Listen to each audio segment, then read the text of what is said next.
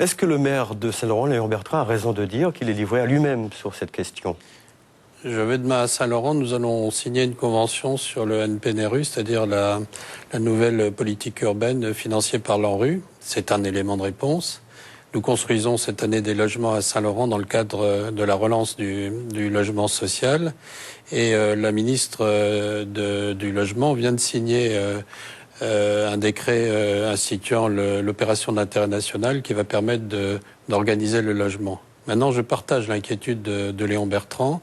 La situation de Saint-Laurent-du-Maroni est préoccupante, aussi bien sur le plan de la sécurité publique, de l'ordre public, mais aussi sur le plan de l'envahissement de cette commune par les problèmes du voisin surinamien qui va pas très bien en ce moment sur le plan économique et probablement aussi par la vague d'immigration haïtienne que nous connaissons sur la Guyane et que nous essayons de contenir. Tout de même, monsieur le préfet, on n'a pratiquement pas entendu l'État sur ce dossier. Pourquoi vous n'avez pas réagi lorsque le maire a mis sur la place publique ce problème des migrants? Je suis en conversation régulière avec Saint-Laurent-du-Maroni, avec le maire de Saint-Laurent-du-Maroni.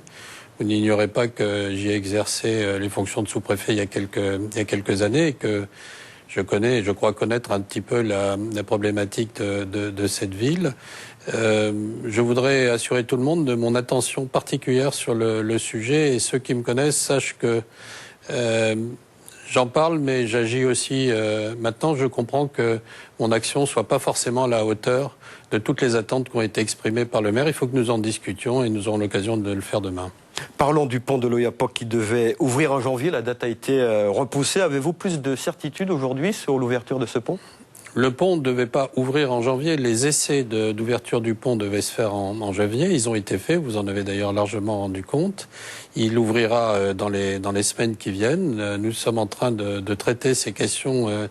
Vous savez, ouvrir un pont, c'est un peu comme un pas de danse. Ça se danse à deux. Il y a d'un côté les Brésiliens, de l'autre côté les... Alors qu'ils traînent des pieds?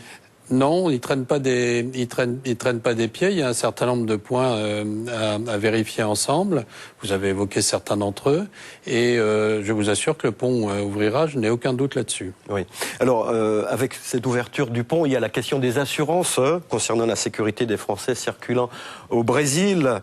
Cette question n'a toujours pas été réglée. Vers quelle solution se dirigent la France et le Brésil?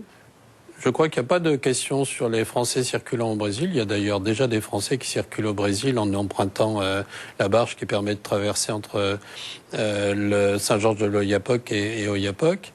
Il y a une question qui n'est pas une question d'assurance, mais qui est une question de prix des assurances pour les Brésiliens qui veulent se rendre dans la partie de la Guyane française.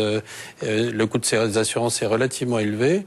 Nous sommes en train de travailler pour essayer de trouver des choses qui soient compatibles avec les moyens des Brésiliens. Et nous avons évoqué ça il y a pas plus tard qu'hier à Brasilia. Une dernière chose, monsieur le préfet, les expulsions sur le Mont Baduel vous devez reprendre cette semaine. Est-ce que l'action judiciaire entamée par l'association des résidents peut stopper votre action sur le terrain? Le juge s'est prononcé, mes arrêtés sont valides, le danger est réel. Je ne fais pas ça ni par plaisir ni par conviction, je fais ça parce qu'il y a un danger qui est un danger réel. Les conditions dans lesquelles... Malgré la contre-expertise qui dit le contraire?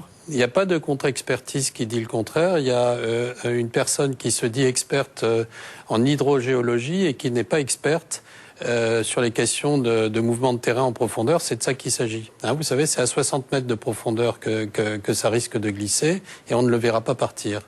Et la deuxième chose que je voudrais dire, c'est que il s'agit pas ici de dénier aux gens le droit d'habiter dans un endroit. Il s'agit de leur dire, attention, si vous restez dans cet endroit, vous risquez de mourir.